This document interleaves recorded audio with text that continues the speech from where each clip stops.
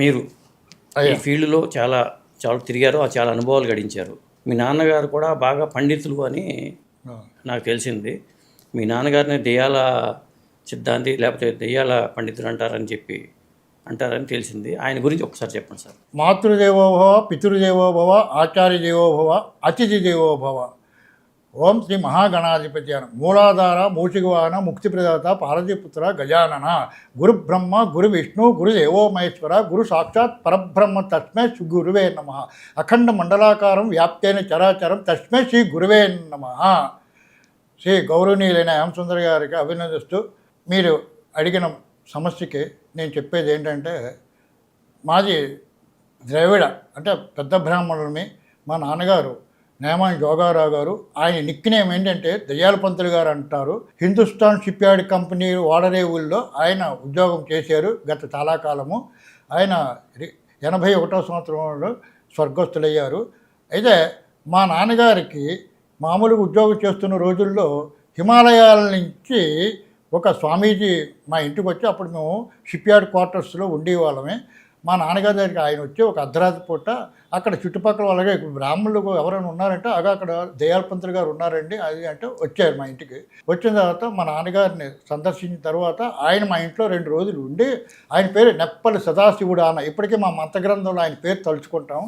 ఆయన వచ్చి, జోగారావు నాకు రాముడు పంపించాడు, నీకు మహాత్మైన ఒక ఉపదేశం ఇస్తున్నాను, అది తీసుకొని సాధన చేసి అందరికీ ఉపయోగపడేలా చేయి నాయన అంటే, మా నాన్నగారు ముందు అనుమానం భయపడి, ఏ ఊళ్ళో అది? ఆయన హిమాలయాల నుంచి వచ్చారు. చాలా కాలం ఎప్పటి నుంచో హిమాలయాల నుంచి అలా తిరుగుతూ వచ్చి మా నాన్నగారి దగ్గరికి వచ్చారు. అప్పుడు ఎవరో అడిగి ఇక్కడ బ్రాహ్మణులు ఎవరు ఉన్నారంటే మా నాన్నగారు ఇల్లు చూపించారు. మా నాన్నగారికి వచ్చిన తర్వాత ఆయన ఇలా పలకరించిన తర్వాత ఆయన ఇంట్లో మా రోజు ఆతిథ్యం సేకరించారు. అప్పుడు మా నాన్నగారిని ఆయన అడిగారు, నైనా నీకు ఒక మహామంత్రం ఉపదేశిస్తాను, ఆ మంత్ర శక్తితో నువ్వు చాలామందిని బాగు చేయొచ్చు, అది నీ అనుకూలంగా నీ ఆధీనంలో ఉంటుంది కాబట్టి ఇస్తున్నాను అనేది. కాదు ఆయన కొన్ని ఏదో కొత్త మనిషి వచ్చేది చెప్పే కానీ భయపడుతూ, నాకేం మంత్రతంత్రాలు వద్దండి, నేనేదో ఉద్యోగం చేసుకుంటూ పిల్లలతో బతుకుతున్నాను, హాయిగా ఉన్నాను, నాకు ఏం వద్దంటే, లేదు నాయన అన్నారు. ఆ రాత్రి విడిపోతే ఆ మన్నాడు లేచి, నాయన నాకు రాముడు ఆజ్ఞ అయింది నాయన, కాబట్టి నీకు దారిపోస్తున్నాను ఈ మంత్రాన్ని. అప్పుడు మా అమ్మగారు అన్నారు, చూస్తే ఏదో మహానుభావులు ఉన్నారు, పోనీ ఇస్తున్నారంటే కదా తీసుకోండి అంటే, అప్పుడు స్నానం చేయించి తులసికోట దగ్గరికి వచ్చి ఆయన సీతారామాయణ మంత్రసిద్ధి అంతా మా నాన్నగారికి దారిపోసారన్నమాట. నాన్న ఇది ఈ మంత్రోపదేశంతో ఈ మంత్రాలతో నువ్వు సాధన సిద్ధిని పొందు, నీకు తర్వాత అనుకూలంగా అన్ని రకాలుగా నీకే తెలుస్తుంది అని చెప్పేసి గల, అయ్యా మీరంటే మంత్రసిద్ధి ఇచ్చారు, నేను ఉద్యోగస్తుని, నాకు నియమనిష్ఠులు అంటే ఏం తెలియవు అంటే, ఏం చేస్తాం మీరంటే, నాకు సిగరెట్ కాలుస్తాను అంటే, అవేం పర్వాలేదు, నీకు వ్యసనాలు ఏమి లేవు కదా, కాబట్టి నాయన నీకేం పర్లేదు, నేను ఆకలికి ఉండలేనండి, నేను శుభ్రంగా భోజనం అన్నీ తిని నాయన, అన్నీ శుభ్రంగా తిని చేస్తూ రాముడు ఆయన అప్పుడు అది ఉపాసన చేసి సాధన చేశారు. జపాలు చేస్తూ చేస్తూ పోతుంటే అప్పుడు మా అమ్మగారు అన్నారు, ఈ మంత్రాన్ని బీజాక్షరాలతో ఎన్ని ఉన్నాయో అన్ని లక్షలు చేయాలి మనం అని. అప్పట్లో ఒక పళ్ళు తట్ట పళ్ళు తెప్పించి ఆ పళ్ళుతో లెక్క పెట్టించి ఆయన ఇలాగా అనేక రకాలుగా ఆయన సాధనాలు చెప్పి ఆయన సిద్ధిని పొందారు. ఆయన రామ ఉపాసకులు, సీతారామాయణ ఉపాసకులు. అలా చేసిన తర్వాత ఇలా ఒకరోజు ఎవరికో బాడీతో వస్తే, ఏంటయ్యా ఈ అమ్మాయి మీ గాలి పడుతుందండి అది ఇదంటే, సరే కూర్చోపెట్టి ఆవాహన చేసి పూజ చేసి గల అమ్మాయి మీద ఒంటి మీద గాలి వచ్చింది, మాట్లాడి సీసాలు దింపి అవి ఇవి చేసి పంపించారన్నమాట. ఇంకా అక్కడి నుంచి అలాగా మా నాన్నగారికి దినదినం ఆ ఊర్లో చాలామందికి అనేక రకాలుగా బాగు చేయడం వల్ల దెయ్యాల పంతులు గారు అని ఒక పేరు వచ్చిందన్నమాట. ఆయన పేరు నిక్నేమ్ నేమాని జోగారు దెయ్యాల పంతులు గారు. హిందుస్థాన్ షిప్ యార్డ్లో ఫోర్మ్యాన్గా చేసి రిటైర్డ్ అయిపోయారు. ఇలా పెద్ద పేరు వచ్చి అనేక రకమైన గ్రామాలు ఊర్లు తిరుగుతూ వస్తూ ఎక్కడికక్కడికి వెళ్ళి అన్నీ చేసి బాగు చేసేవారు. చాలా కాలం తర్వాత అంటే 1964వ సంవత్సరంలో ఒక పేపర్లో ఒక ప్రకటన పడింది.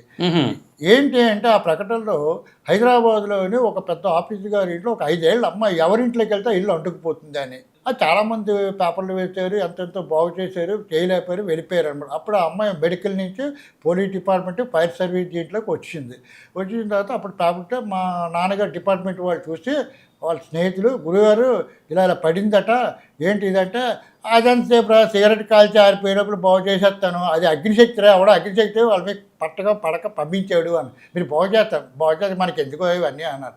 అప్పుడు వాళ్ళు కాంట్రాక్ట్ ట్రంకాలతో మాట్లాడి వాళ్ళతో మొత్తానికి 5గురు వెళ్ళారు బృందం. వెళ్ళిన తర్వాత అప్పుడు మా నాన్నగారు చూపించి ఎవరు ఏమంటే అక్కడ బౌన్లో ఇనప బౌన్లో పెట్టామంటే అప్పుడే ఇనప బౌన్ కూడా మెల్ట్ అయిపోతున్నది ఇంకోటి అన్నారు.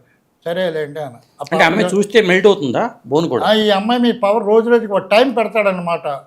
40 ఇప్పుడు మనం ఒక దీనికి టైం పెడితే ఆ టైం ప్రకారం అది ఏదో పని చేస్తుందో ఈ సాధన చేసే వాళ్ళు ఉపాసకులు ఒక టైం పెడతారు అమావాస్య.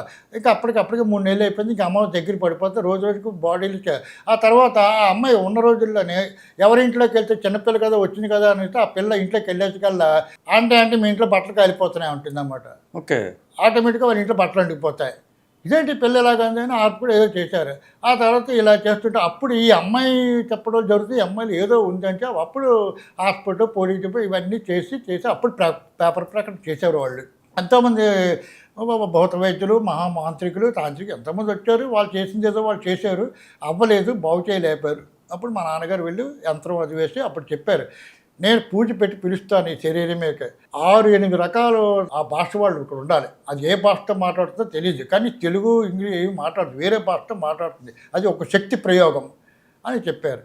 అలాగే ఉన్నట్టు అప్పుడు ఆ అమ్మాయి మీకు ప్రయోగం వచ్చేసా ఈ సినిమాలు చూస్తున్నా ఆమె కళ్ళు గిళ్ళు అంతా రూపం మారిపోయి ఒక రకమైన ఊపితే మా నాన్నగారు పట్టుకు అన్నీ అడిగితే ఏదో భాషలో చెప్తే ఆ భాష గల అయినా అక్కడ ఉన్నాడు. ఇవన్నీ చెప్పి వినిన తర్వాత ఇలాగే అన్నాను. అప్పుడు సరే ఓ సీసత్తండి ఆ అమ్మాయి జడ వేసి జడలో చేసి మంత్ర దిగ్బంధతో సీతాలు పెట్టి బంధించి నువ్వు ఈ సీసాలు దిగు అని మంత్రం చేసుకెళ్ళి అమ్మాయి తెలివితే పడిపోయింది. అప్పుడు వాళ్ళు పిలిచారు, ఇదిగోటి ఈ సీసాలు బంధించాను, మీకు నిదర్శనం చూపిస్తాను, అక్కడ ఒక కమలపాకలో ఇచ్చాను, గుడిసి వేయండి, దాని మీద పెట్రోల్ పోయండి అని. ఈ అమ్మాయిని ఈ ఉంటుండగాను వెళితే ఆ పెట్రోల్తో వేసి పాక అంటుకోలేదు, ఎందుకంటే సీసాలు ఉంది ఆ స్వరూపం శక్తి. ఓకే. అప్పుడు మళ్ళీ వచ్చారు. వచ్చినాక ఈ సీసాలో ఉన్న శక్తి దిగ్బంధం ఏదైతే ఉందో శరీరం మీకు ఆవాహం అవ్వు అన్నాడు. శరీరం మీకు వచ్చింది. ఇప్పుడు ఆ పాప ఇలాగంటే పాక అంటుకుపోయింది అన్న. ఓకే. నిదర్శనాలు చూపించారు, ఇది నిదర్శన నా సాధనలోనే, కాబట్టి ఇదిగో దింపేస్తాను, ఇంకా అస్తమారు ఏం చేయక అడగండి అని చెప్పి సీసాలు దింపించి పట్టుకొని సంచలి పడుచుకొని ఏవో కార్యక్రమాలు చేశారు. వాళ్ళు తిరిగి ఏదో కాలేజీ పంపించారన్నమాట. ఆ సీసా భూస్థాపితే వచ్చేసారు. అలాగేంటంటే అక్కడి నుంచి మా నాన్నగారు ఇలాంటివి అనేక ఊళ్ళు వెళ్ళి అనేక రకంగా భూత వైద్యాలు అనేక రకాలు ఇవన్నీ చేసి సాధనాలు చేసి 10 మందికి ఉపయోగపడి, నాకు అప్పుడు చిన్న కుర్రాడు 12 సంవత్సరాలు వయసు వాడినమాట, నన్ను ఆదరాగా తీసుకొని వీడు అన్నిటికీ పనికొస్తాడు అని చెప్పి నాకు చిన్నప్పటి నుంచి ఆయన భయం లేకుండా ధైర్య సాహసాలతో పులి కడుపుని పులే పెట్టాలరా, పిల్లి పుట్టకూడదు అని దెబ్బలాడి తిట్టి నాకు అన్నీ నేర్పి నాకు చిన్న చిన్న విద్యలు నేర్పుకుంటూ వచ్చారనమాట. అలా నేర్చుకుంటూ వచ్చాను. ఆయనతో వెనకాల కేసులకు వెళ్తూ ఉండేవాను. ఒక రోజు రాత్రి ఒక కేసు బాగు చేసి వస్తుంటే ఒక తాటి పడుకొని లేచిపోయింది. అట్లాగా నడుస్తూ వస్తుంటే ఇదేంటి తాటి పడుకుంటే ఆయన గబ్బ పరిగెట్టి వచ్చారు. ఏంటి ఆ తాటి పడుకున్నప్పుడు ఆ తాటి మూలికి తీస్తే చాలా మంచిదట, దాంట్లో కొన్ని పవర్స్ ఉంటాయట. తాటి చెట్లు తాటి చెట్టు అది లేచిపోయింది. నన్ను చూసి నీ వల్ల చెట్టు మహత్యం నాకు మంచి వస్తువు పోయిందని నేను అదే పెట్టుకుని మొత్తం రాత్రి 1 గంటకి ఇంటికి వచ్చాం. ఈ రకంగా ఆయన ఉంటూ సర్వేజన సుఖినమతో అందరినీ ఆదుకొని, ఇప్పటికీ మా నాన్నగారి పేరు చాలామంది తెలిసి ఉంటుంది. ఏంటంటే ఆ రకంగా నేను ఈ విద్యలను నేర్చుకొని మా నాన్నగారు ఒకటే చెప్పారు, నువ్వు ఉద్యోగాలు చేయకు, భగవంతుడు నీకు ఇస్తాడు. ఈ సీతారామయ్య ఉపాసన ఎవరో మహానుభావుడు మనకు ఉపదేశించి వెళ్ళిన మహానుభావుడు, ఇవన్నీ తలుచుకొని ఇవన్నీ చేస్తూ ఉండి భగవంతుడే పెడతాడు అని చెప్పి నాకు ఈ విద్యలన్నీ నేర్పిన తర్వాత నేను కూడా అక్కడి నుంచి ఇండియా నుంచి వచ్చి గాజువాకలో ఇల్లు కట్టుకొని అందులో ఉంటూ నేను తావేజులు రక్షలు ఈ భూత వైద్యం ఇవి అవి చేస్తూ నేను జీవిస్తున్నాను అనమాట. ఆ రకంగా మా వంశవృద్ధిలో ఇప్పటికీ మాకు మంచి పేరు ఉందన్నమాట ఈ విషయంలో. మీ నాన్నగారు చేసిన అన్ని విద్యలు మీకు వచ్చండి? అన్ని విద్యలు నేర్చుకున్నాను. అది కాక నాకేంటంటే అనుకోకుండా అదే అంటారనమాట, అదృష్టం ఏంటంటే వెతుకుతున్న తీగ కాళ్ళకే దొరికింది అన్నట్లుగాను నా అన్వేషణలోనేమో కొంతమంది మహానుభావులు నాకు దర్శన భాగ్యం కలిగించి వారి దగ్గర కూడా విద్యలు నేర్చుకున్నాను. ముఖ్యంగా ఏంటంటే ఒక గురువు గారు ఉన్నారు, స్వామి శివానంద పరమహంస గురు శిష్యుడు స్వామి బోధానంద అని సాలూరులో ఉండేవారు. ఇది ఇప్పుడు మీకు యూట్యూబ్ ఛానల్లో కూడా ఒక ఆయన మల్లిమాల గారని సిద్ధగురు చెప్తుంటారు, ఆ స్వామి ఫోటో చూపిస్తాను. ఆ స్వామి శివానంద పరమహంస ఆచారం అది సిద్ధయోగ విద్య, సిద్ధక్రియ అది నేర్చుకున్నాను. తర్వాత ఇలాగ అనేక రకాలుగా అనేక విద్యలు నేర్చుకొని నేనేమోంచి భయం లేకుండా ఉండడానికని ఒక గురువు దగ్గర ఏమోంచి నా సేఫ్టీ కోసం వచ్చి నేను కరాటేలు, కుంగుపూలు, బాక్సింగ్లు, యోగాలు ఇవన్నీ చేసి జీవ సమాధులు కూడా చేశానమాట. జీవ సమాధి కూడా? ఆ జీవ సమాధి ఇప్పుడు మీరు గోచి తీసి పాటేస్తే 2-3 గంటలు పడుకుని పోతాను ఆ గోతులో. మీరు ఇప్పుడే పెట్టండి, ఎప్పుడైనా వచ్చి చేస్తాను. చేసి దానికి పద్ధతులు ఆ పద్ధతి ప్రకారం టైం చెప్తాను. డాక్టర్తో చెక్ చేయించుకోవచ్చు, అన్నీ చేసుకుంటే నేను ఎప్పుడు జింపేస్తాను. నీళ్ళలో మునిగి ఎంతసేపు ఉండగలరు? నీళ్ళలో మునిగి అన్నది ఇందులో ఏంటంటే యోగాలు అనేకమైన యోగ విద్యలు ఉన్నాయండి. అది జలస్తంభన విద్య అనమాట.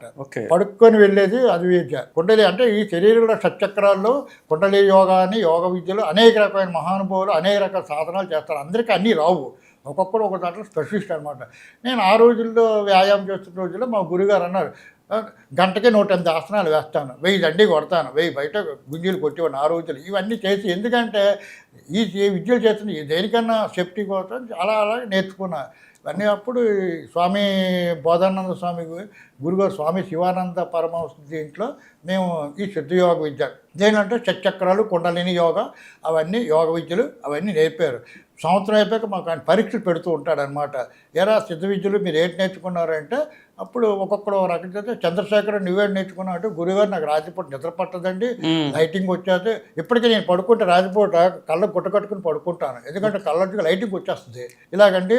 కాబట్టి నాకు అన్నం తినబోదు పుట్టదండి, అన్నానికి అశుద్ధానికి తేడా ఉండదండి, ఈ రకంగా తింటూ ఇలా చేస్తున్నాను. అయితే నా దీంట్లో కుండలి లేచింది అనమాట. నాకు 94వ సంవత్సరంలో కుండలి ప్రారంభంలో మూలాధార, స్వాధిష్టాన, మణిపూరక, అనాహత, విశుద్ధ, ఆజ్ఞ, సహస్రారంలో ఉంటాయి చక్రాలు.